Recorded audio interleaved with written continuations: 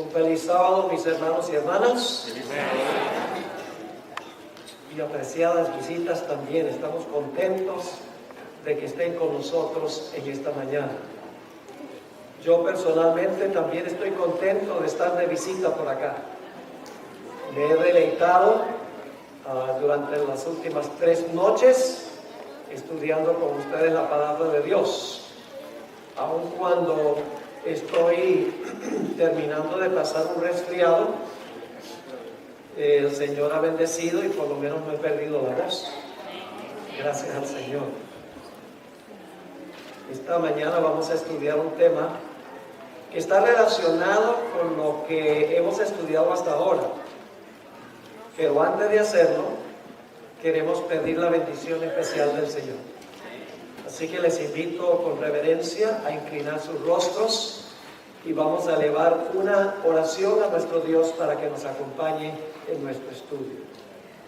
Padre Celestial, gracias te damos por este hermoso sábado. Gracias porque cada semana podemos apartarnos de todo lo nuestro para dedicar 24 horas únicamente para edificar nuestra relación contigo como nuestro gran Dios. Gracias también por tu palabra, que es una guía segura en un mundo que anda tan confundido. Pedimos que esa palabra nos hable en el tema de esta mañana. Abre mentes y corazones para que podamos comprender y recibir la semilla de la verdad que tú quieres sembrar. Te damos gracias por escuchar esta oración y cumplir tu promesa de estar presente en nuestro medio, porque te lo pedimos en el precioso nombre de Cristo nuestro Salvador. Amén. La Iglesia Adventista del Séptimo Día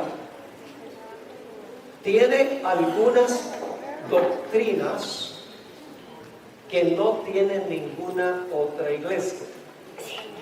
Ahora, tenemos muchas doctrinas en común con otros cristianos. Por ejemplo, creemos que Cristo es nuestro Salvador personal. Creemos que el bautismo debe ser por inmersión. Creemos que debemos cuidar nuestro cuerpo porque es templo del Espíritu Santo. Creemos que nuestra única esperanza de vida se halla en la resurrección de Cristo, quien nos imparte la vida. Tenemos muchas creencias en común con otros cristianos, pero hay algunas creencias de la Iglesia Adventista que son autóctonas de la Iglesia Adventista. Una de esas doctrinas que nos distingue de los demás cristianos es nuestra doctrina del juicio. Tenemos un concepto diferente del juicio que todas las demás iglesias cristianas. Las demás iglesias creen que el juicio es cuando Cristo venga en su segunda venida, que ese será el juicio. Pero la Biblia nos enseña que el juicio es algo un poco más abarcante que sencillamente Cristo venir por segunda vez para juzgar al mundo. En realidad, el juicio, según el concepto bíblico, es muy parecido a los juicios que se hacen en la tierra. Es decir, se ha copiado aquí el sistema de juicio que desempeña Dios en el cielo. En realidad hay 3 etapas de un juicio. Estoy hablando ahora de juicios terrenales en nuestro sistema judicial. En primer lugar, se hace un juicio y se examina la evidencia. ¿Es así o no es así? El abogado defensor defiende, el abogado acusador acusa, y entonces se examina la evidencia para ver y determinar si la persona es inocente o si la persona es culpable. El primer paso es el examen de la evidencia. Cuando termina de examinarse la evidencia, entonces el jurado, y en algunos casos el juez, si la persona decide que quiere que el juez decida más bien que un jurado, Cuando ya se ha examinado el caso, toda la evidencia, entonces el jurado o el juez dictan la sentencia en favor o en contra. Y luego, basado en el veredicto que se da en el juicio, se implementa finalmente la sentencia en favor o en contra de la persona. Es decir, hay 3 pasos de un juicio en nuestro sistema judicial. Número 1, investigación. Número 2, veredicto. Y número 3, la ejecución del veredicto o la implementación del veredicto.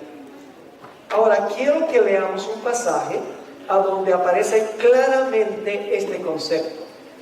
Lo hemos leído en noches anteriores, pero veo que hay muchas personas aquí esta mañana que no pudieron venir en las noches.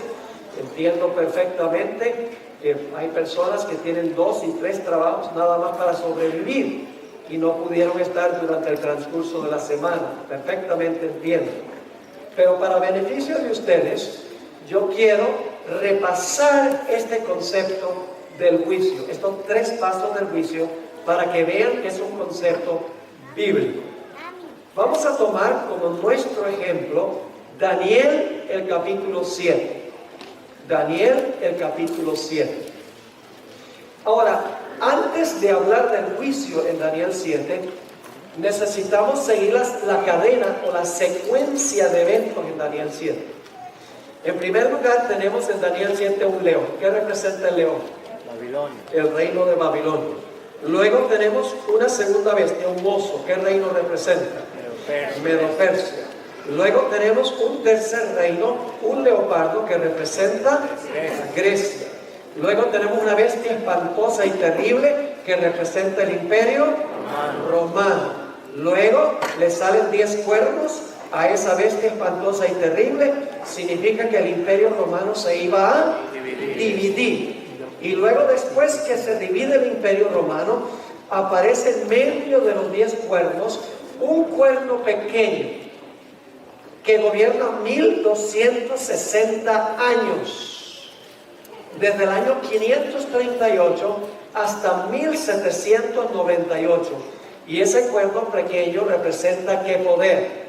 Representa otra Roma, Roma papal. Es decir, que Daniel 7 nos ha llevado desde el año 605 a.C. hasta el año 1798. Ahora me quiero enfocar especialmente en el evento que ocurre inmediatamente después de 1798. El siguiente evento en Daniel 7. Daniel 7, y vamos a leer varios textos. Versículos 9 y 10. Daniel 7, 9 y 10. Estuve mirando, esto es después que el pueblo pequeño gobierna 1260 años. Estuve mirando hasta que fueron puestos tronos y se sentó un anciano de días. ¿El anciano de días ya estaba sentado? No. Dice que se sentó. ¿Quién es el anciano de días? El Padre. Dios el Padre.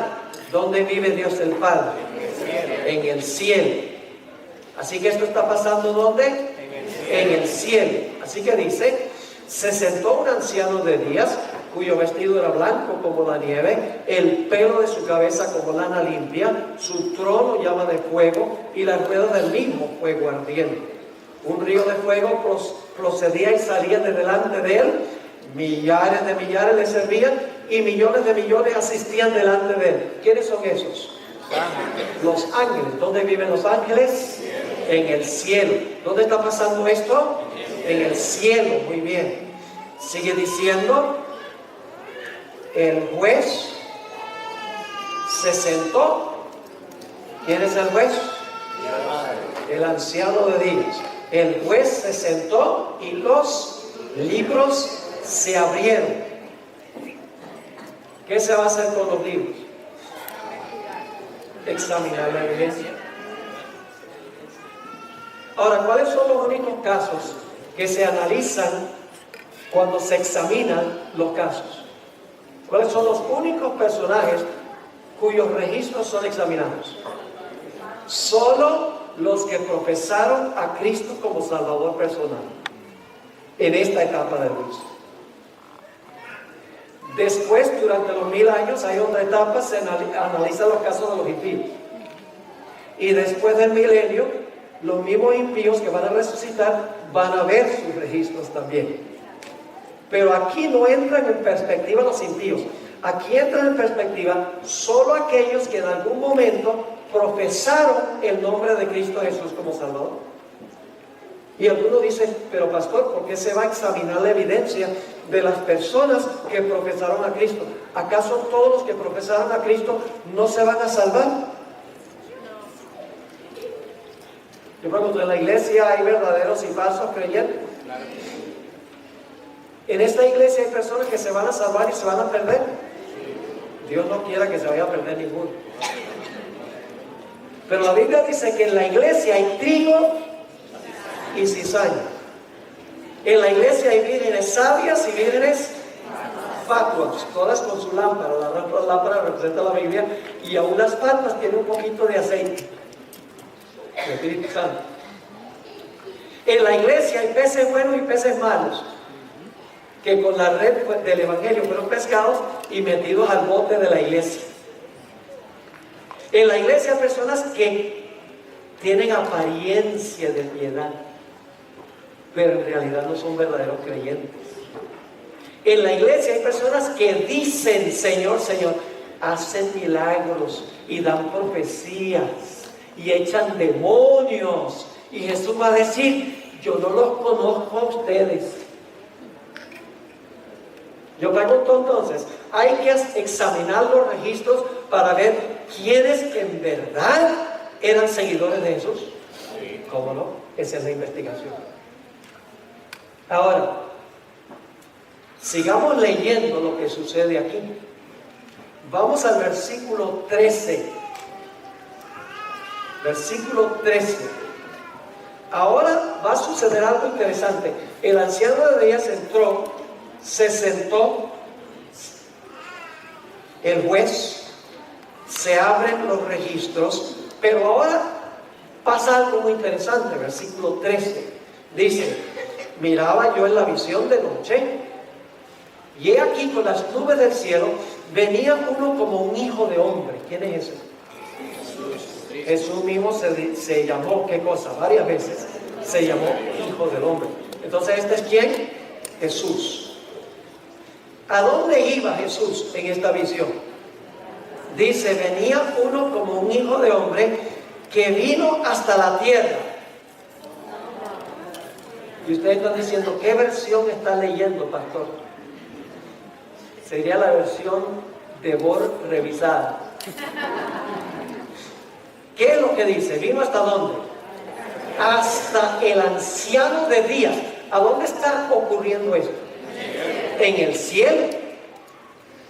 Es decir, el Hijo del Hombre no viene a la tierra aquí, sino que el Hijo del Hombre va en el cielo a donde está el anciano de días. ¿Y a qué va Jesús allá?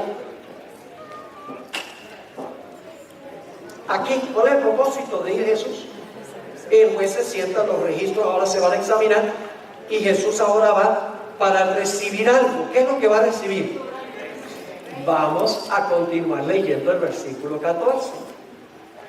Dice, y le fue dado. ¿Quién se lo dio? ¿Un ángel? No. El que se lo está dando, él va al anciano de días, el anciano de días le va a dar algo. ¿Qué le va a dar?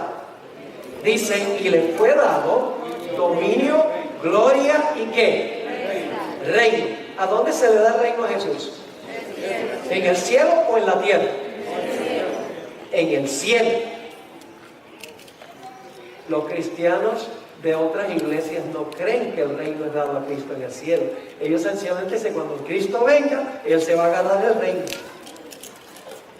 Pero lo que no entienden, claramente revelado en este pasaje, es que el reino se le da, el veredicto se le da a Jesús en el cielo antes de la segunda venida de Cristo.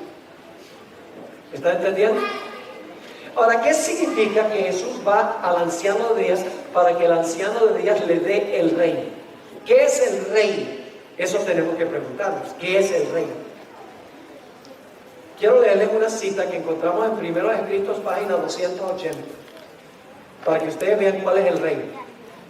Y algunos dicen, bueno, ¿por qué usa el Espíritu de profecía? Porque el Espíritu de profecía va a confirmar lo que estamos leyendo de Daniel 7. Lo amplía y lo explica de una forma sencilla. El Espíritu de profecía no fue dado para darnos nueva luz, sino para esclarecer la luz que ya está en la Biblia. Para ayudarnos, para corregirnos cuando cometemos errores en nuestra interpretación de la Biblia. Para eso fue dado. No fue dado para tomar el lugar de la Biblia, sino para ayudarnos a entender mejor la Biblia. Ahora, fíjense esta cita. Está hablando del momento cuando se cierra la puerta de la gracia, cuando se da el veredicto, se le da el reino a Jesús.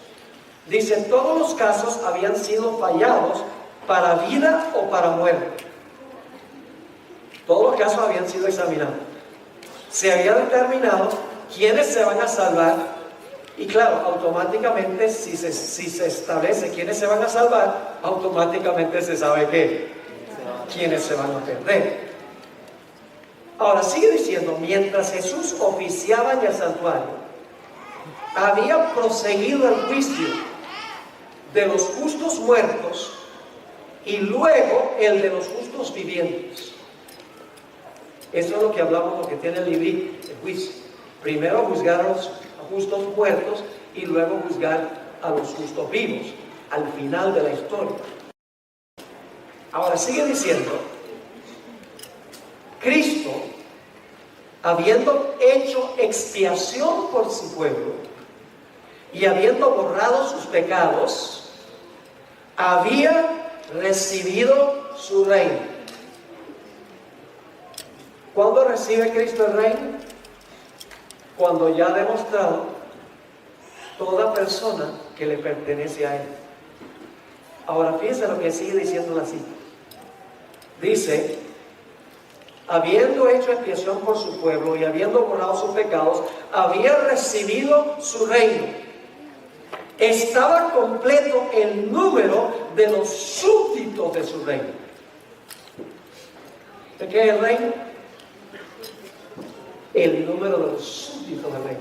¿Cómo se decidió quiénes eran súbditos de su reino? En la investigación. Es decir, cuando se terminen de examinar todos los casos y Jesús demuestre quiénes son suyos y quiénes no son suyos, el Padre le da a Jesús su reino y su reino se compone de su pueblo. ¿Me están entendiendo o no? Pero ¿qué etapa falta? Bueno, se examinó la evidencia, se dictó el veredicto en favor de los santos. ¿Qué falta? Falta de que se implemente el veredicto. Ahora vamos otra vez a Daniel 7 para ver una cosa muy interesante. Versículo 14. Le fue dado a Jesús dominio, gloria y reino. ¿A quién se le da el reino? A Jesús. ¿Y cuál es el reino? Su pueblo fiel, que se ha determinado en el juicio quién es fiel. Y luego sigue diciendo, para que todos los pueblos, naciones y lenguas le sirvan, su dominio es dominio eterno, que nunca pasará, y su reino uno que no será destruido. Ahora vamos al versículo 18. Versículo 18. Dice, después, ¿cuándo? Después recibirán el reino. No pierdan este punto. ¿Quién recibió el reino primero? Jesús. ¿Dónde? En el cielo. En el cielo. Pero el veredicto fue pronunciado en favor de ¿quiénes? De los santos. De los hijos de Dios. Así que dice aquí, versículo 18, después recibirán el reino ¿quiénes? Los santos del Altísimo. Y poseerán el reino hasta el siglo, eternamente y para siempre. Amén. Ahí se implementa la sentencia. Ahora vamos un momentico, un poco más adelante, al versículo 21. Versículo 21, otra vez la misma idea. Dice, y veía yo que este cuerno hacía guerra contra los santos y los vencía, hasta que vino el anciano de días. ¿Vino a dónde? ¿A la tierra o en el cielo? En el cielo, hasta que vino el anciano de días y se dio el juicio a los santos del Altísimo. Es decir, se da un veredicto en favor de ¿quiénes? De los santos del Altísimo. Y luego dice, y llegó el tiempo y los santos recibieron el reino. Amén. ¿Ven las tres etapas ahí? Investigación, sentencia, y luego los santos reciben empíricamente el reino, la implementación de la sentencia. Así que el concepto adventista del juicio es muy bíblico. No fue inventado por Elena G. de White. Algunos dicen, no, eso de 1844, 2300 días, eso de que Cristo va a examinar los casos de todos los que profesaron a Jesús para determinar si fueron genuinos o no, eso lo inventó fue la hermana White, los pioneros. Eso no está en la Biblia. Aquí está clarito. Amén. No hay que depender de Elena G. de White. Le damos gracias a Dios por la expansión que ella da a este asunto, pero no se origina en realidad con ella. Ahora, hay otro concepto que tiene la iglesia adventista que es distinto de las demás iglesias. En realidad, dos puntos. Número uno, que la puerta de la oportunidad se va a cerrar antes de la segunda venida de Cristo. La mayoría de las iglesias dicen que la gente se puede salvar hasta el momento que Cristo venga. Ya cuando se ve la nubecita dice, yo soy tuyo.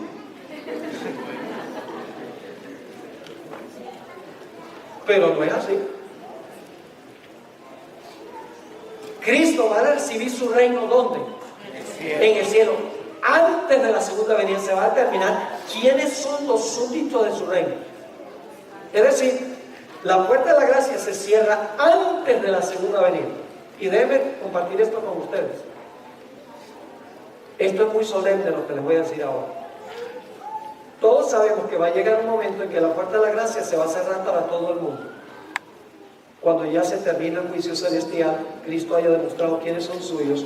En ese momento se va a cerrar la puerta de la gracia. Nadie en el mundo se va a poder salvar después de eso. Pero ¿saben que hay otra puerta que se cierra antes de eso? Si usted se llega a morir hoy, la puerta suya se cerró. Eso es solemne. Porque algunos dicen, ay, hay que prepararse para el cierre de la puerta de la gracia. Sí, está bien. Pero si usted se muere y no llega a ese momento, su puerta se cerró. Así que tenemos que estar seguros de nuestra relación con Cristo Jesús. Tiene que ser genuina, verdadera. No puede ser solamente una fachada, una apariencia de piedad, donde venimos a la iglesia, venimos al culto, devolvemos los diezmos, pero no es una relación estrecha y personal con el Señor Jesucristo. Así que la iglesia adventista cree que la puerta de la gracia se va a cerrar para el mundo antes que Jesús venga. Hay otra idea que la iglesia adventista tiene, que no tiene ninguna otra iglesia, y es que el pueblo de Dios, después que se cierre la puerta de la gracia, va a pasar por el tiempo de angustia. ¿Qué creen la mayoría de las iglesias? Digamos los pentecostales, los carismáticos, los bautistas, ¿qué creen ellos? Ellos creen en el rapto. Es decir, los fieles en la iglesia, Cristo se los va a llevar al cielo antes de la gran tribulación. Que va a venir entonces. Y cuando venga el tiempo de angustia, todos los cristianos fieles están disfrutando del cielo. Y la tribulación es para los pobres judíos, como si no han sufrido lo suficiente ya. La iglesia adventista enseña, en armonía con la Biblia, y en un momento vamos a ir a eso, que los fieles de Dios, que ya está decidido quiénes son fieles cuando se cierra la puerta, Después que se cierra la puerta, viene un tiempo de angustia cual nunca se ha visto, y el pueblo de Dios estará aquí, pasando por ese tiempo de angustia. Amén. Y esta tarde les voy a explicar por qué Dios va a permitir que su pueblo pase por el tiempo de angustia.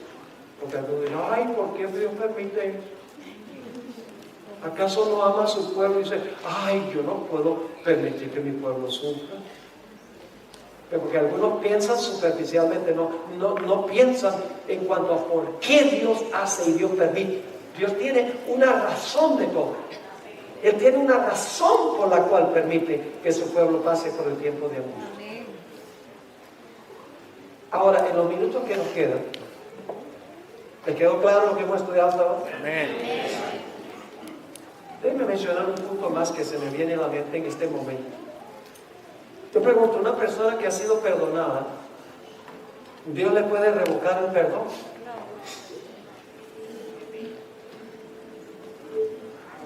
Sí, Señor. Aquí está el asunto del juicio. Decimos que hay algunos en la iglesia que son falsos. Posiblemente han orado, han confesado sus pecados, y déjeme decirle que cuando nosotros confesamos nuestros pecados a Dios, Dios nos perdona. En ese momento Dios no considera si nuestro arrepentimiento es genuino o no. Acepta nuestra palabra, pero en el juicio se va a examinar a ver si el arrepentimiento fue genuino o no. Y usted dice, ¿dónde está eso en la Biblia? ¿Recuerdan ustedes la parábola de los dos deudores? Había un individuo que tenía una deuda tan grande que no la podía pagar. 10,000 talentos, una suma imposible de pagar. Y en realidad lo que había hecho era, se había robado el dinero de su amo, de su señor.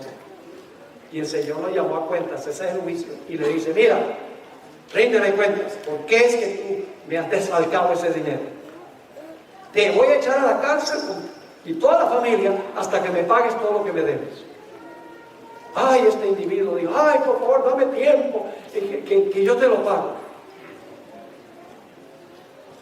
Y el amo dice, que tú me vas a pagar si tú no tienes dónde caerte muerto. Estoy ampliando la historia.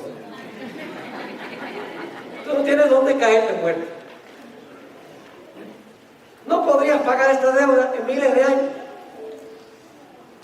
Y el hombre siguió clamando, y el Señor le dice, mira, yo veo que tú estás clamando a mí, que tu deuda está perdonada. Vete. Él dice, completamente perdonado, sí, porque tú clamaste a mí y pediste misericordia, la deuda está perdonada. ¡Wow! Este individuo está emocionado, contentísimo, sale saltando de alegría, y cuando sale por la puerta encuentra un individuo que le debe 100 denarios, una suma considerable. El salario diario era 1 denario, así que en realidad 100 días de trabajo se podría haber pagado en cuotas. Era una deuda pagable. Y le dice, págame lo que me debes. Y el individuo hace lo mismo con él. Le dice, ay, por favor, dame tiempo que yo te lo...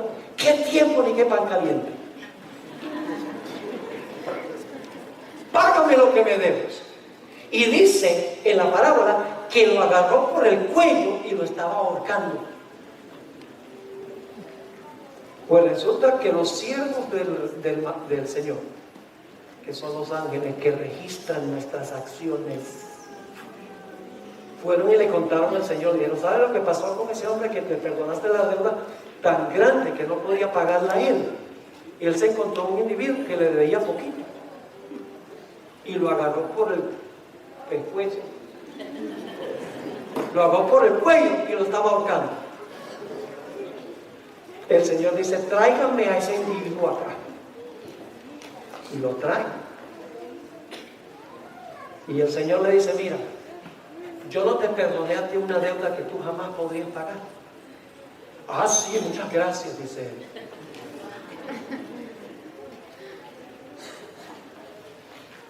Y luego le dijo, si yo te perdoné una deuda tan grande que no podías pagar, ¿no debías tú haber manifestado esa misericordia para con tu semejante? Con una deuda que sí podía pagar.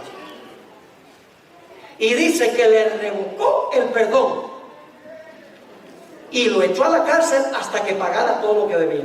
Yo pregunto, ¿Dios puede perdonar y luego puede revocar el perdón?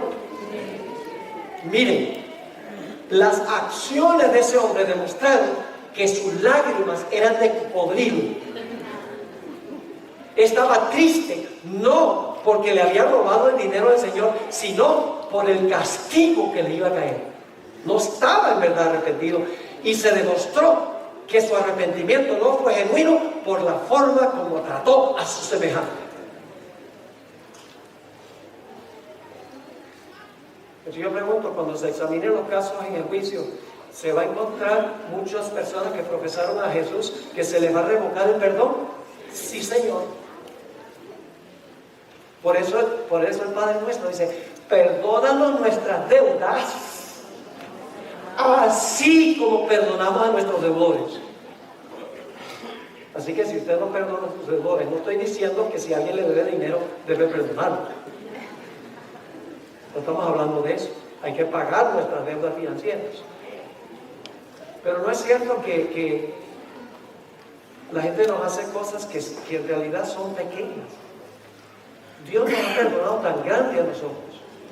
¿Cómo no vamos a perdonar las insignificancias de la gente contra nosotros? Ahora vamos a examinar estos 3 puntos de tiempo: cierre de gracia, el tiempo de angustia y luego la segunda venida de Jesús. Ese es el orden: cierre de la gracia, tiempo de angustia y luego Dios recompensa a su pueblo. Ahora vamos a dar varios ejemplos bíblicos de esto.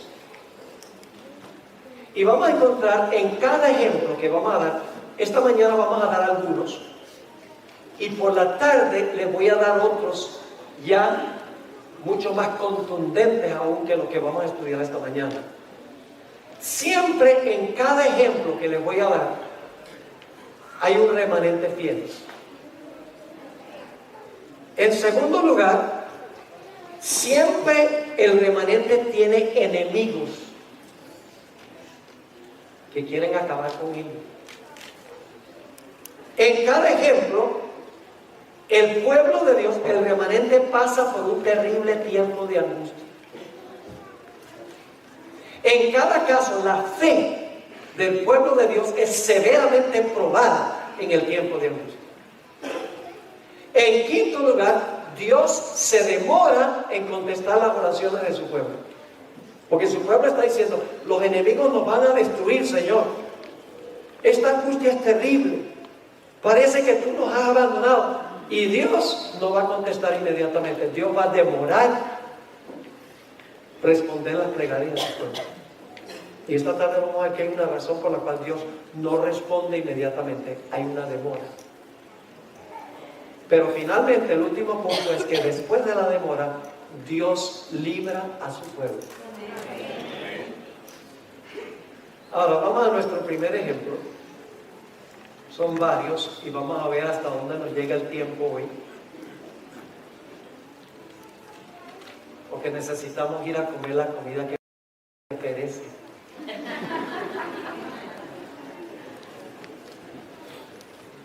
El primer ejemplo que vamos a dar es muy temprano en la Biblia. Génesis. La historia del diluvio. Para que vean esto. Miren, esta idea de que se cierra la puerta, viene un tiempo de angustia y luego entonces después del tiempo de angustia el pueblo de Dios es recompensado. Ese no es un invento adventista. Eso está en todas partes de la Biblia. Amén. Les voy a dar 10 ejemplos. ¿Les parece suficiente 10? Amén. Jesús dijo, en la boca de 2 o 3 testigos se confirma toda palabra. Vamos a dar 10 por si acaso. Noé predicó por 120 años. Yo pregunto, ¿su mensaje estuvo acompañado del Espíritu Santo? Amén. Sí, porque Dios dijo, mi espíritu no contenderá para siempre con el hombre. Es decir, mientras Noé estaba construyendo el arca, el Espíritu Santo estaba acompañando el mensaje de Noé. Yo pregunto, ¿el mensaje de Noé fue un mensaje de juicio? Amén. ¿Cuántos grupos hubo después que Noé terminó de predicar? Cuando él terminó su predicación, ¿cuántos grupos había? Dos. Su mensaje dividió a la raza humana en dos grupos. Eso es lo que hace el juicio. Divide a la raza humana en dos grupos. Ahora, vamos a notar lo que sucedió cuando Noé terminó de proclamar su mensaje. Génesis, el capítulo 7 y el versículo 16. Génesis, el capítulo 7 y el versículo 16. Noé terminó de predicar su mensaje. La raza humana se ha dividido en dos grupos. Y fíjense lo que es interesante, predicó 120 años. Imagínense una campaña evangelística de 120 años. Yo creo que si Noé hubiera trabajado con una conferencia, lo hubieran votado como mal evangelista. Porque imagínense, cuando terminó de predicar, solamente se salvaron 8 y todos eran miembros de su familia. Fracaso. Mire, Dios no nos pide que miremos los resultados. Dios nos pide que prediquemos. Pero estamos tan ansiosos de números, muchos, sí, muchos. ¿Por qué razón? ¿Porque queremos que muchos se salven o porque queremos que la gente diga, wow, ese pastor sí bautizó muchos? En cambio el otro no bautizó casi ninguno. Sistema de competencia no debe existir. Dios no le dice, mire, bautizo un montón. Dios dice, predica el mensaje. Y deja los resultados por Dios. Dios se encarga de los resultados. Ahora Noé termina de predicar y noten el próximo evento. Génesis 7, 16. Y los que vinieron, hablando de los animales, macho y hembra de toda carne vinieron, como le había mandado Dios. ¿Y qué sucedió? Jehová cerró la puerta. Y Jehová le cerró la puerta. ¿Quién cerró la puerta? Jehová. ¿Quién va a cerrar la puerta de la gracia al final de la historia? Jehová. ¿Por qué se cerró la puerta? Porque todo el mundo había hecho su decisión. Yo pregunto, si Dios hubiera dado, digamos que Dios hubiera dado 100 años más de gracia, ¿algunos de los de afuera hubieran entrado? No. ¿Los de adentro hubieran salido? No. Todos los casos estaban fijos por la decisión de ellos. Se cierra la puerta. Y apenas se cerró la puerta, comenzó a llover.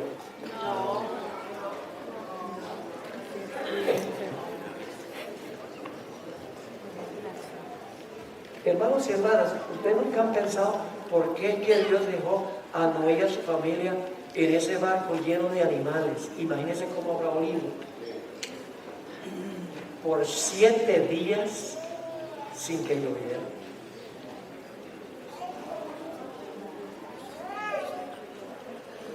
Yo pregunto, durante esos 7 días, ¿la fe de Noé y su familia fue severamente probada? Lo voy a leer en un momento de Patriarca y Profeta. ¿Cómo creen ustedes que se portaron cada día que pasó los que estaban afuera del arca? Cada día más violentos. Un día pasa, 2 días, 3 días, 4 días, 5 días, 6 días, 7 días, porque pasaron 7 días completos. El 8º día, dice Patriarca y Profetas, que en realidad empezaron a ver objetos voladores no identificados. Nubes.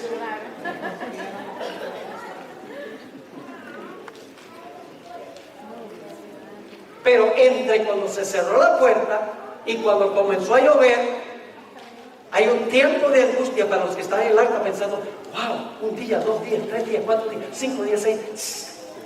Satanás está diciendo, ¿será que de aquí me qué? Y los de afuera cada día más altaneros. Fíjense lo que dice Patriarca y Profetas, página 86 y 87.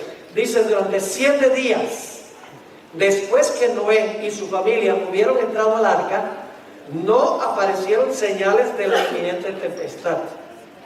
Durante ese tiempo se probó su fe.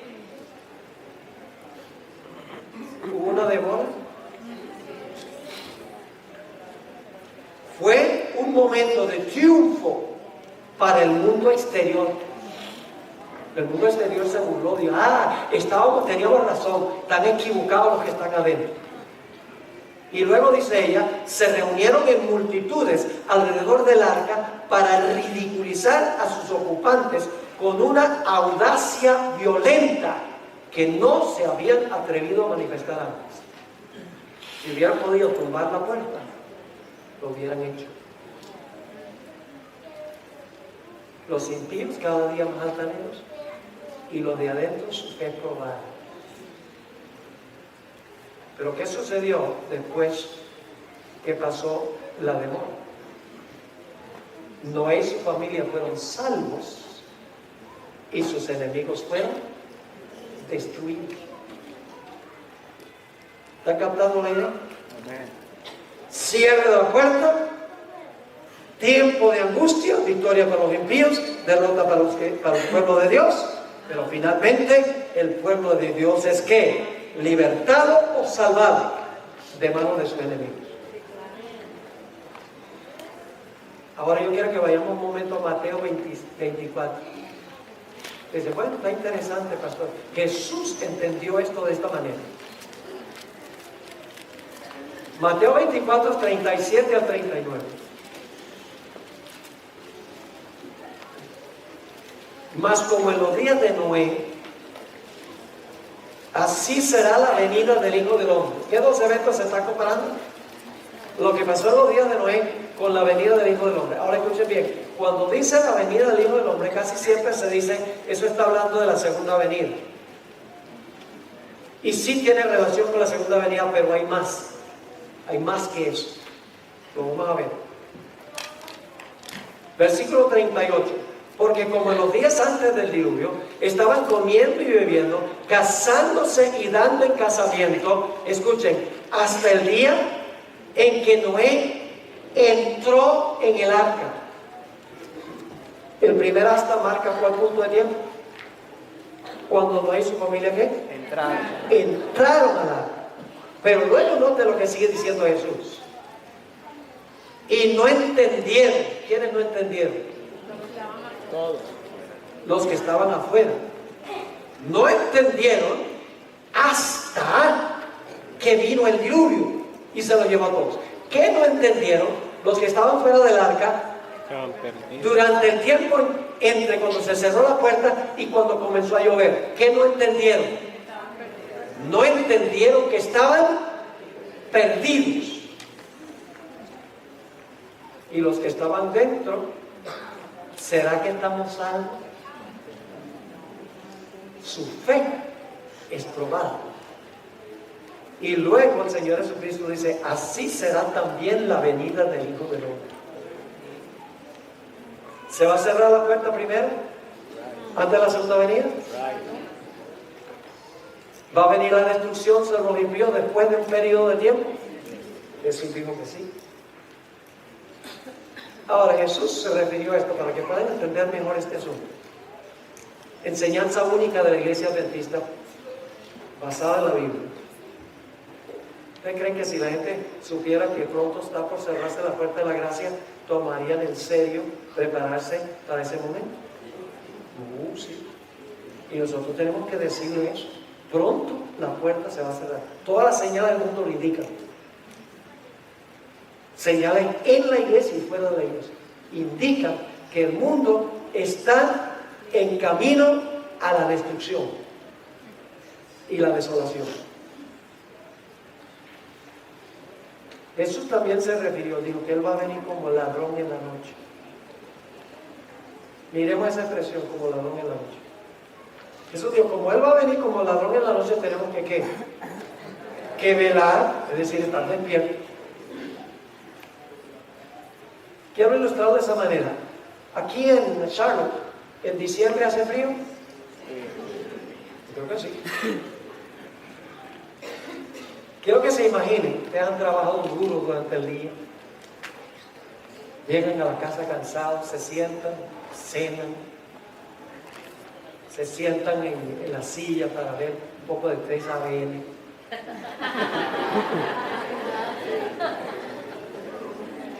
Y se duermen ahí en la silla. Me voy a acostar. Y entonces usted se acuesta, baja el termostato, quiere dormir debajo de las cobijas así sabrosito. Y entonces se mete debajo de las cobijas y cuando ya está por dormir dice, se me olvidó trancar la puerta. Ay, está tan rico aquí calientico debajo de las cobijas. Yo llevo 25 años viviendo en esta casa y nunca ha venido el ladrón. Se queda debajo de la cobija. Se duerme. Y esa noche, cuando no está velando, llega el ladrón y encuentra la puerta abierta. Dice, esto es demasiado bueno para ser verdad. Entra a la casa, se roba el celular,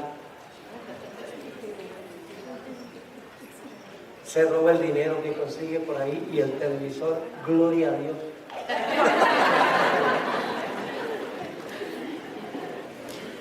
Y la gente que está en la casa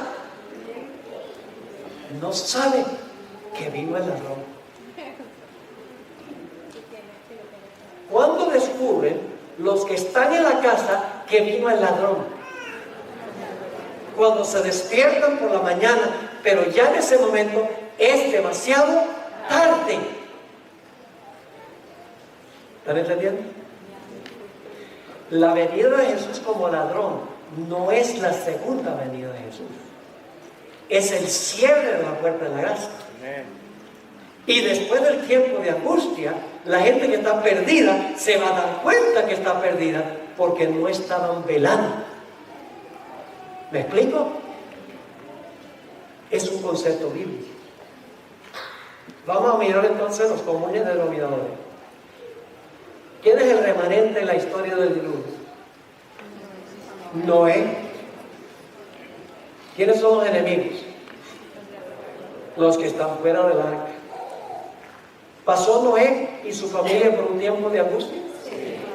¿La fe fue probada? Sí. ¿Dios se demoró en librarlos? Sí. Pero finalmente Dios los salvó. Sí. En todos los comunes denominadores. Cada historia tiene estos comunes denominadores. Bueno, tenemos tiempo para 1 o 2 más. Vamos a Daniel 12:1. Me dijeron que aquí terminan a la 1:30. No me dijeron eso. Vamos a terminar a buena hora. Daniel 12:1. Crucial este versículo. Enseña tantas lecciones que generalmente no se ven en este solo versículo. Ahora tengo que darle un poquito de contexto. En los 2 versículos anteriores a Daniel 12:1 hay un poder que se conoce como el rey del norte. Y el rey del norte básicamente ha conquistado todo el mundo y viene para atacar y destruir al pueblo de Dios, a los fieles de Dios. Ahora, a este rey del norte se le llama en la Biblia el cuerno pequeño, donde se le sana la herida.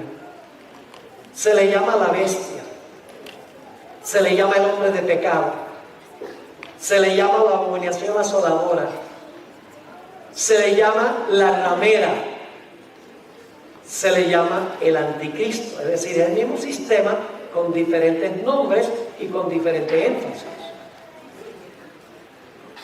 El rey del norte representa el poder papal, cuya herida se está sanando, se va a sanar plenamente y luego se va a lanzar con la intención de destruir al pueblo de Dios, a los fieles de Dios. Y ustedes, eso nunca va a pasar. ¿Saben por qué no piensan eso? Porque ustedes no recuerdan la historia pasada del papado. El papado de hoy es el mismo papado del pasado, porque uno no cambia su ADN. Es el mismo sistema, pero es más conciliatorio ahora, porque está tratando de ganar a los protestantes y a los gobernantes del mundo para su lado. Pero una vez que los tenga en su lado, sálvese quien pueda. Bueno, Dios es el que va a salvar. Amén. Es decir, el contexto del versículo que vamos a estudiar es cuando se le sana la ley del papado y se lanza en una persecución final contra el pueblo de Dios. Ahora, fíjense lo que dice Daniel 12:1. En aquel tiempo, ¿cuál tiempo? Cuando el rey del norte salga para destruir el pueblo de Dios, se levantará Miguel. ¿Quién es Miguel? Jesús. El nombre significa ¿quién es como Dios? Es el arcángel Miguel, es la cabeza de los ángeles. Eso es lo que significa arcángel, significa el que manda a los ángeles. Por eso dice Miguel y sus ángeles, es el general de los ángeles. ¿Qué significa se levantará Miguel? Eso levantará. ¿Qué es eso que se levantará Miguel cuando el rey del norte quiere destruir el pueblo de Dios? Tenemos que ir a otros versículos que nos ayudan a entender qué significa levantarse. Ahí mismo en Daniel 11 está la misma expresión. Vamos a Daniel 11 y el versículo 2 y 3. Fíjense, la Biblia se explica sola. Qué lindo método de estudiar la Biblia. La Biblia se autoexplica comparando un texto con otro, porque el Espíritu Santo ha colocado en la Biblia todo lo que necesitamos para entender la Biblia. No hay que depender de comentarios, no tengo nada contra comentarios, pero si no tuviéramos comentarios y estudiáramos con disciplina la Biblia, podríamos entender la Biblia. Amén. Todo versículo de la Biblia podríamos entender. Daniel 11, 2 y 3. Y ahora yo te mostraré la verdad. He aquí que aún habrá. Lamentablemente esta palabra habrá en la misma palabra levantará, pero se traduce diferente. Dice, he aquí que aún se levantarán 3 reyes en Persia. ¿Qué significa? Que de aquí en adelante se van a levantar 3 reyes en Persia. 3 reyes van a gobernar o a reinar en Persia. Sigue diciendo, y el cuarto se hará de grandes riquezas más que todos ellos, y al hacerse fuerte con sus riquezas, levantará a todos contra el reino de Grecia. Y luego dice, se levantará luego un rey valiente. ¿Qué significa que se va a levantar un rey valiente? Va a reinar, porque dice, el cual que dominará con gran poder y hará su voluntad. ¿Qué significa entonces levantarse? Significa comenzar a reinar. Noten un texto más que usa la palabra levantará. Daniel 8:22. Daniel 8 y el versículo 22. Está hablando del cuerno notable que el macho cabrío, que representa a Alejandro Magno, fue quebrado y luego su reino fue dividido en 4. Dice allí, en Daniel 8:22, y en cuanto al cuerno que fue quebrado, y sucedieron 4 en su lugar, significa que, ¿qué cosa? 4 reinos se levantarán de esa nación. ¿Está claro? ¿Qué significa levantarse? Significa comenzar a ¿qué? Comenzar a reinar. ¿Qué momento, a la luz de lo que hemos estudiado, está describiendo Daniel 12:1 cuando dice se levantará Miguel? ¿Qué momento? el momento cuando Dios el Padre le da su reino. Porque ya se ha mostrado en el juicio quiénes son súbditos de su reino. ¿Están conmigo o no están conmigo? Amén. Ahora, sigue diciendo allí, está hablando del cierre de la gracia. Cuando el reino de Cristo está completo, porque ya se ha hecho examinación, se ha mostrado quién es genuino y quién no es. ¿Para qué se levanta Miguel? Para reinar. Pero ¿saben para qué más? Para proteger a su pueblo.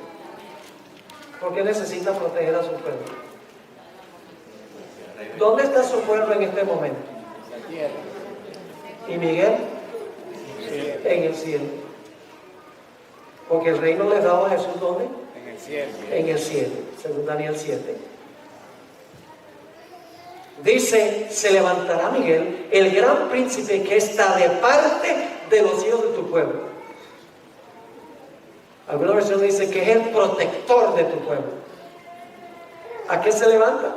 A reinar sobre su reino, que son sus súbditos, pero sus súbditos están en peligro de que el rey del norte los destruya. Así que Miguel se va a levantar para defenderlos. Y luego dice que algo va a pasar. Dice, ¿y será qué cosa? Tiempo de angustia, cual nunca fue desde que hubo gente hasta entonces. ¿Dónde va a estar el pueblo de Dios durante el tiempo de angustia? Aquí. Lo dice clarito. Ahí está el cierre de la gracia. En ese momento Jesús se levanta para reinar sobre su reino. Está en el cielo, su reino está completo. El Padre le ha dado el reino en veredicto. Pero el pueblo de Dios está en la tierra y va a haber un tiempo de angustia terrible y el pueblo de Dios va a estar aquí. Pero ¿qué va a pasar al final del tiempo de angustia? Aquí viene la buena nueva. Dice, pero en aquel tiempo será que libertado tu pueblo, todos los que se hallen escritos en el libro. ¿Cuándo fueron escritos en el libro? Cuando creyeron. Cuando creyeron. Pero ¿qué pasó en el juicio cuando su caso se examinó? Permanecieron. Su nombre fue retenido en el libro de la vida. Es una alusión de que hubo un juicio antes que retuvo sus nombres en el libro de la vida. Ahora, yo pregunto entonces, déjeme leer esta cita, Exaltada Jesús, página 320. Dice la sierva del Señor, en el libro de la vida están escritos los nombres de todas las personas que alguna vez se entregaron a Dios. ¿Cuánto está en el libro de la vida? Si usted se bautizó, recibió a Cristo como Salvador y se bautizó, su nombre está en el libro de la vida. No importa si usted es un creyente genuino o falso, su nombre está escrito ahí. Claro, en el juicio se va a examinar si su nombre se puede retener ahí. Es el propósito del juicio. Sigue diciendo. En el libro de la vida están escritos los nombres de todas las personas que alguna vez se entregaron a Dios y actualmente se están revisando sus caracteres delante de Él. Los ángeles de Dios están pesando su valor moral. Observan el desarrollo del carácter de los que viven actualmente. Dios está examinando los caracteres, dice, para ver si sus nombres se pueden retener en el libro de la vida. ¿Está claro?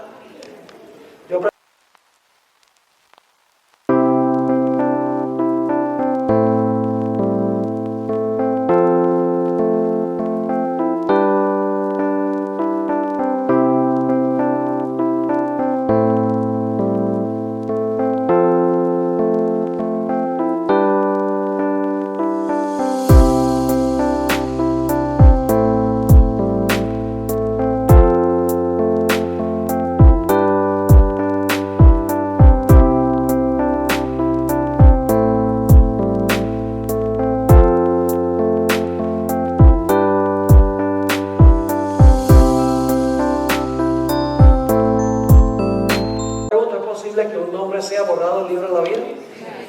Apocalipsis 3:5 habla de la posibilidad de que un nombre sea borrado del libro de la vida.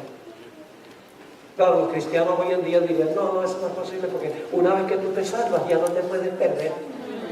Es decir, que cuando tú te salvas ya no tienes libre albedrío. Ya tú no puedes escoger perderte. Escogiste salvarte y ya perdiste la libertad de escoger. La Biblia enseña eso. La Biblia dice, el que perseverare hasta el fin, este será salvo. No es el que comienza bien. Yo conozco gente que ha empezado una carrera y van bien adelante. Y van tan rápido que a la mitad de la carrera están con la lengua afuera y ya no pueden más. Y los que vinieron lento, como la fábula de la liebre y la tortuga, el lento finalmente llega. Ahora vamos entonces a mirar aquí. ¿Quién es el remanente fiel en Daniel 12:1? Los que el rey del norte quiere destruir. ¿Tienen un enemigo que los quiere destruir? Sí. ¿Hay un tiempo de angustia para el pueblo de Dios? ¿La fe de ellos va a ser probada? ¿Cómo no? ¿Dios se va a demorar en librarnos? Todo el tiempo de angustia Dios se va a demorar para librarnos. Pero finalmente el pueblo de Dios será librado. ¿Ven todos los comunes denominadores en Daniel 12:1? Qué tremendo versículo. Les voy a dar solo un ejemplo más. Tengo varios más que quería darles, pero el tiempo se está yendo muy rápido. Dicho sea de paso, prometí que cualquier persona que me da su correo electrónico o su dirección, le voy a mandar todos estos sermones escritos con lujo de detalle para que ustedes puedan estudiarlos después. Me interesa que los tengan. Nuestro ministerio pone todo inmediatamente en YouTube. Todo lo que hacemos lo ponemos en YouTube. Y la gente dice, ay pastor, ¿y eso no afecta a las ventas? Sí, pero nosotros no estamos en el negocio de las ventas. Nosotros estamos en el negocio de proliferar el mensaje. Y yo no tengo por eso ningún problema en poner todo en YouTube. La gente nos pregunta si lo puede traducir. Hay una persona que está traduciendo los materiales a árabe. Y dicen, ¿nos da permiso? Digo, permiso, no necesitan permiso. Tradúzcanlo en el idioma que sea, proliférenlos, contra que no los vendan. Porque ya poner un negocio a costillas de los demás es un problema.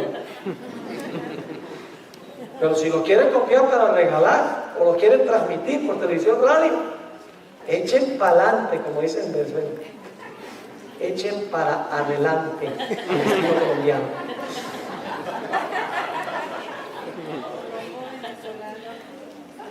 Un ejemplo más. Ahora, debo decir, esta tarde estamos un poco atrasados, así que esta tarde va a tomar un poquito más de tiempo. Así que no olviden traer la cobija y la almohada. Vamos a estudiar por unos minutos que nos quedan la historia de Jacob. Porque el tiempo de angustia se conoce como el tiempo de angustia de Jacob. Entonces, si vemos que es tiempo de angustia de Jacob, tal vez sería bueno estudiar un poco sobre Jacob. La historia se encuentra en Génesis 32. Vayan conmigo ahí. Génesis 32. Déjeme darle un poquito de trasfondo mientras ustedes están buscando, aunque se ponen los textos en pantalla. Jacob había pasado 20 años fuera de casa por haberle robado la primogenitura a su hermano y haber engañado a su padre. Terribles pecados. 20 años había pasado en exilio. Después de 20 años, Dios le dijo que regresara a su tierra.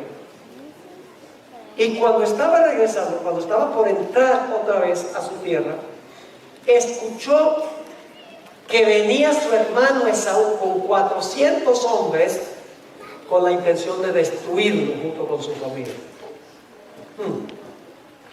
Un remanente que tiene ¿qué? Enemigos, que quería destruir a Jacob.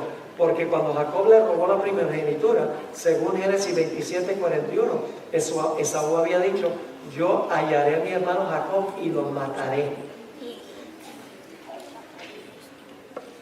Y la Biblia nos dice que ahora Jacob, a punto de regresar otra vez a casa, oye que su hermano viene con 400 hombres armados hasta los dientes, y ahora Jacob se llena de terror. Y Jacob dice: viene mi hermano y yo no puedo tener la seguridad de la protección de Dios porque yo cometí estos terribles pecados. Yo no estoy seguro si Dios ha perdonado mis pecados de tal manera que yo pueda reclamar el pacto de que Él me proteja. Imagínense eso. Ya Jacob, cuando estaba en camino en su exilio, se durmió y Dios le mostró la escalera de que la comunión entre él y el cielo estaba abierta. Y es más, después de mostrar la escalera, Dios dice: yo estaré contigo donde quiera que vayas y te volveré a traer seguro a tu hogar. Dios le había prometido. Es decir, Dios le había dicho: Jacob, tu pecado está perdonado. Pero Jacob no fue capaz de perdonarse él mismo. No se sentía perdonado. Esto nos enseña una gran lección a nosotros, hermanos y hermanas. Nosotros no debemos creer que Dios nos perdonó porque nos sentimos perdonados, sino porque Dios dice que no estamos. Amén. Es uno de los problemas que tiene: ay no, yo no siento que Dios me perdona. Entonces yo le pregunto: ¿usted ha confesado, se ha arrepentido y ha confesado sus pecados? Ay, sí, pastor, pero no me siento perdonado. Yo le digo, la Biblia dice: si confesamos nuestros pecados, Él es fiel y justo para perdonar nuestros pecados y limpiarnos de toda maldad. Es su promesa. Si usted los confiesa, reclame la promesa y no le haga caso a sus emociones. La gente vive demasiado por emoción. No debemos creer que estamos perdonados porque lo sentimos, sino porque Dios lo dice. Jacob no fue capaz de perdonarse al mismo, está recriminándose todavía, 20 años después. Imagínense qué miserable estuvo durante esos 20 años. ¿Qué paz hubiera tenido si hubiera estado dispuesto de aceptar el perdón de Dios? Pero dice: mi pecado fue tan grande que yo no puedo rogarle a Dios que me proteja porque he quebrantado el pacto. Y por lo tanto Jacob ahora va al rollo de Jaboc, ahí cerquita de donde estaba con la familia, y vacía su corazón en oración a Dios. Quiero que leamos esa oración de Jacob en Génesis 32 y el versículo 9 hasta el versículo 11. Y hay una palabrita clave aquí, una palabrita clave que ya la vimos en Daniel 12:1. Y dijo Jacob: Dios de mi padre Abraham,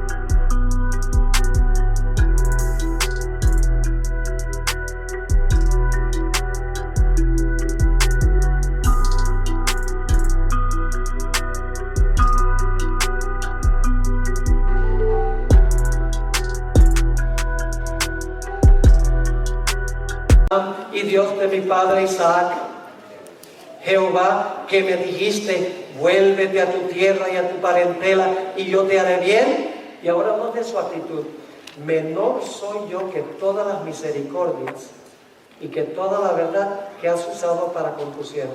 Es decir, yo no soy nada para reclamar nada de tu parte, porque yo soy un pecador.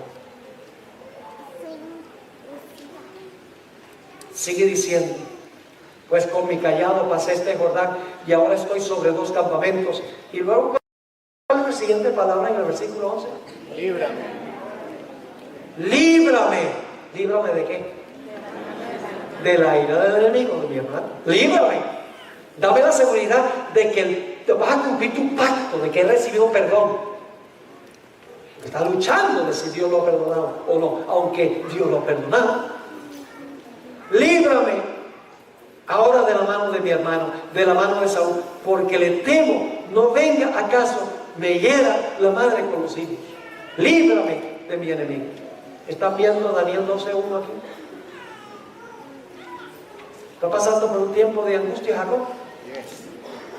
Sí. ¿Cuánto tiempo dura el tiempo de angustia? Toda la noche. Hay una demora. Pero ya cuando está por amanecer, viene un individuo y empieza a luchar con Jacob. Y Jacob al principio cree que es el enemigo. Y lucha con este personaje. Y en Génesis no identifica quién es el personaje. Dice un varón.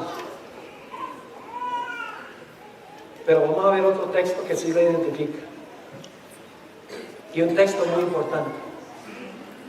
Y Jacob está luchando con ese varón. Y cuando está amaneciendo, el varón le dice: Jacob, suéltame, que amanece. Y Jacob, a pesar de que le ha descoyuntado el muslo y está en un dolor terrible, Jacob no piensa en el dolor.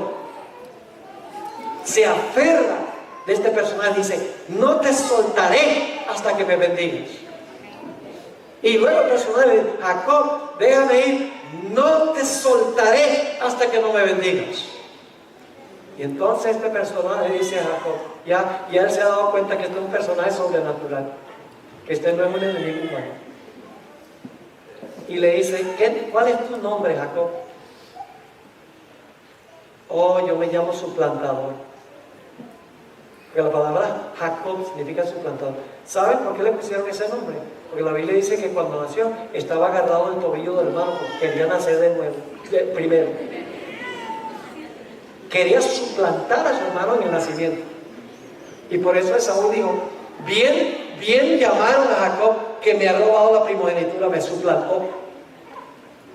Pero ahora ha luchado con este personaje.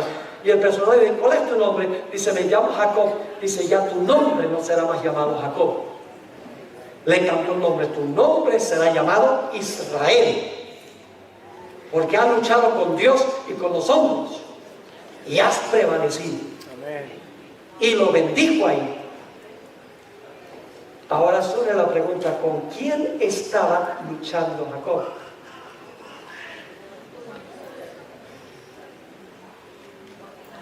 Con Miguel. Y de verdad. Vamos al libro de Oseas, el capítulo 12 y el versículo 4. Oseas 12 y el versículo 4.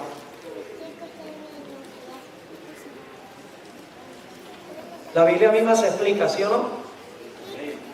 ¿Usted cree que es importante buscar quién era este personaje si la Biblia lo dice en otra parte? ¿Cómo no? Si Génesis no lo dice, buscamos a donde la Biblia lo dice. Oseas 12:4. Está recordando esta experiencia. Dice: venció ¿a quién? Al ángel. ¿Con quién estaba luchando? Ángel, con mayúscula la palabra ángel. No era un ángel, era el ángel de Jehová, que es una expresión que se refiere a Cristo. Ahora, Cristo no es un ángel común y corriente, no fue creado como los ángeles. Sencillamente la palabra ángel significa mensajero. Jesús es el mensajero del Padre. Dice: venció al ángel y prevaleció. Lloró y le rogó. En Betel le halló y allá habló con nosotros. Este ángel era Dios. Y usted dice: ¿cómo sabemos eso? Porque nos dice en Génesis 32 que Jacob le puso un nombre a ese lugar. Vuelvan a Génesis 32:30, nuestro último texto en nuestro estudio de esta mañana. Solamente anotamos 3 ejemplos y faltan 7. ¿Qué les ha parecido? Amén. Interesante esta perspectiva bíblica. Génesis 32:30. Después que luchó con el ángel y prevaleció, dice, y llamó Jacob el nombre de aquel lugar Peniel. Se compone de dos palabras hebreas. Pen, que significa rostro, y el, Dios. Y cuando está la letra I es el posesivo. Significa rostro de Dios. ¿Por qué le puso Jacob el nombre a ese lugar, rostro de Dios? Porque dijo, vi a Dios cara a cara y fue librada mi alma. ¿Con quién estaba luchando Jacob? Con el ángel de Jehová, quien es Dios. ¿Y cuál es el nombre de ese ángel? Miguel. Ahora, no se pierdan el próximo emocionante episodio, porque hay otros relatos a donde el mismo ángel libra. Termino diciéndoles esto. Muy importante este punto. La palabra librar aparece solo en 3 capítulos de Daniel. Solo en 3. Daniel 12:1 está hablando del final de la historia. Daniel 3 y Daniel 6. ¿Qué relato tenemos en Daniel 3? Los jóvenes en Londres. ¿Hay un remanente ahí? Me adelanto. ¿Tienen enemigos? ¿Pasan por un tiempo de angustia? ¿Ustedes no creen que meterse a un horno ardiente es un tiempo de angustia? La fe fue probada. Hebreos 11 dice que sí. ¿Dios los libró inmediatamente? No, los dejó en el horno. Pero finalmente Dios los libró. Amén. Ahí se usa la palabra librar. Daniel 6 es el otro capítulo. Tiene que haber otra conexión entre Daniel 3, Daniel 6 y Daniel 12:1. Los únicos capítulos donde se usa la palabra librar. En Daniel 6 hay un remanente. ¿Quién es? Daniel. ¿Tiene enemigos? Oh, los que le dicen al rey, da un decreto de que nadie puede hacer una petición a Dios o hombre por 30.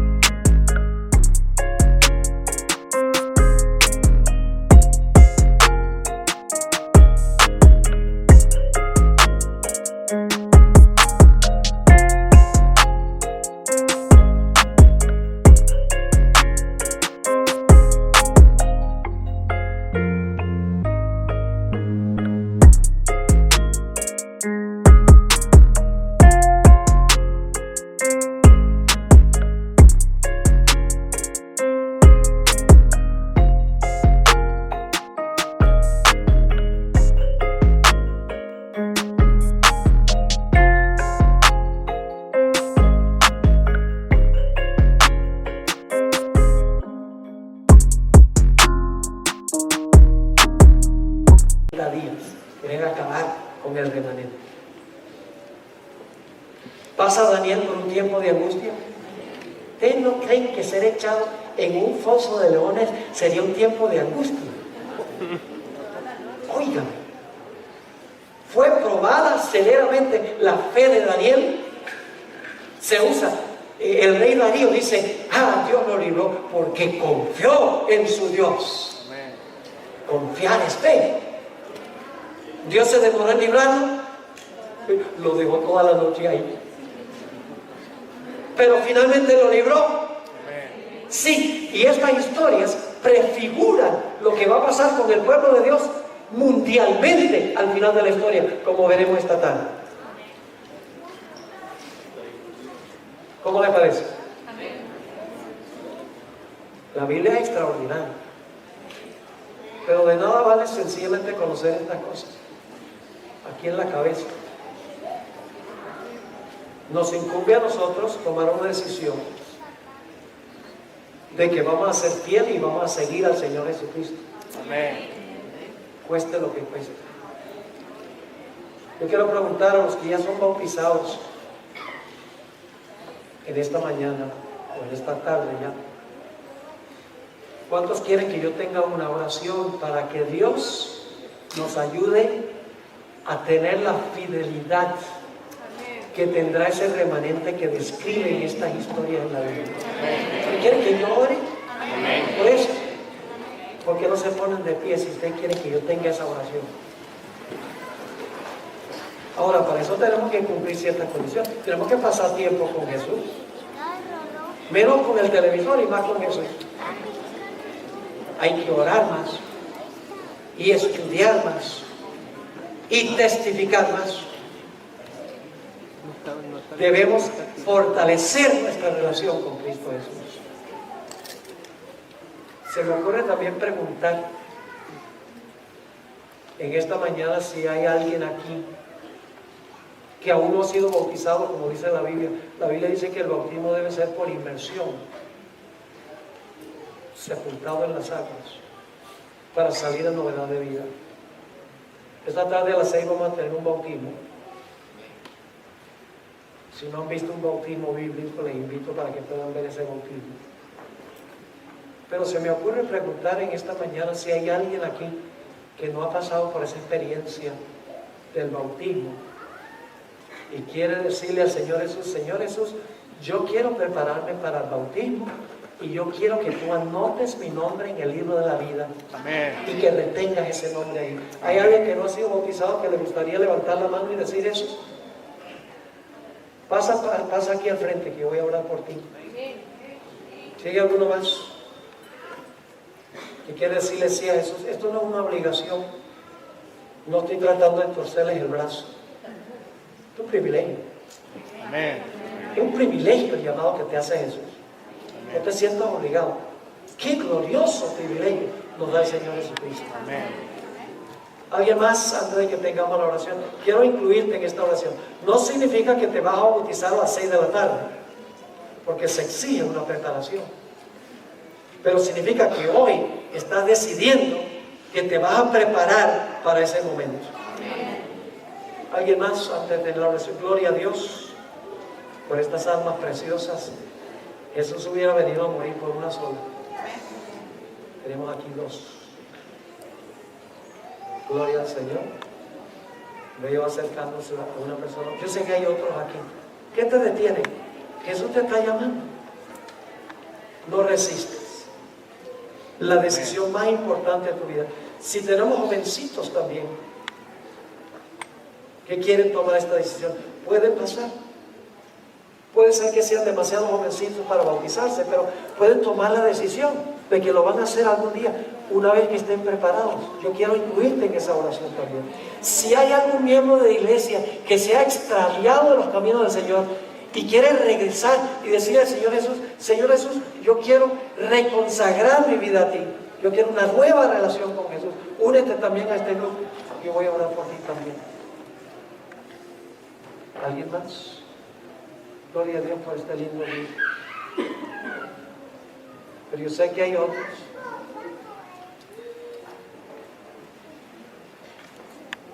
Acérquese.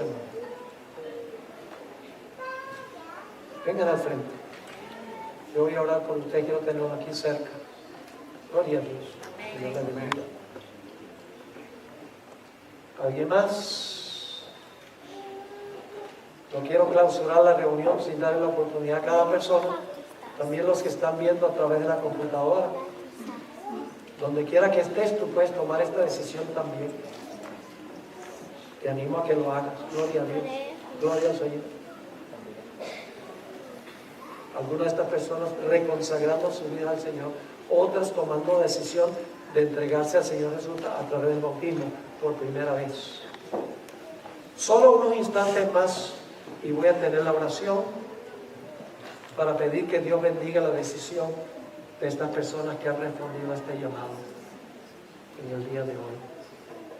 Hay gozo en el cielo. Amén. Por un pecador que se arrepiente. Aquí hay varios. Amén. Gloria a Dios por eso. Amén. El Espíritu Santo ha orado por los corazones. Voy a tener ahora una palabra de oración. Tenemos jovencitos aquí también uniéndose al grupo. Gloria a Dios. Voy a tener una oración. Si durante la oración aún deseas venir al frente para responder al llamado, te pido que por favor, te imploro que por favor escuche la voz de Jesús y vengas aquí al frente para unirte a este grupo. Oremos. Padre Celestial, te damos gracias porque nos has llamado de las tinieblas a tu luz admirable. Te doy gracias, Padre, por las decisiones que han sido tomadas por estas iglesias representadas aquí, de reanudar nuestra experiencia con Jesús, de estar fuertes, inconmovibles en nuestra relación con el Señor Jesús. También te doy gracias por las personas que han estado escuchando a través del internet, que han tomado también su decisión. Yo no las puedo ver, pero tú sabes quiénes son y a dónde están. También te agradezco por estas personas que han venido al frente respondiendo a tu llamado. No he sido yo, ha sido tu Espíritu. Amén. Te ruego, Señor, que aquellos que están tomando su decisión de bautizarse, que no se desanimen ni por un instante. Mantenga alejado a Satanás de estas personas, para que puedan prepararse y puedan sellar su pacto con el Señor Jesús. Y aquellas personas que se han enfriado, que están renovando su voto con Jesús, bendícelos a ellos y ayúdalos, Señor, a perseverar hasta el fin. Amén. También hay personas aquí que no han respondido. Presión tal vez de la familia, del trabajo, presión de amigos, obstáculos. Te ruego, Señor, que tú toques sus corazones y antes que termine este día puedan también decidir sellar su pacto con el Señor Jesús. Amén. Gracias, Padre, por habernos acompañado Amén. y por escuchar y responder nuestra oración, porque te lo imploramos en el nombre y por los méritos de Cristo nuestro Salvador. Amén.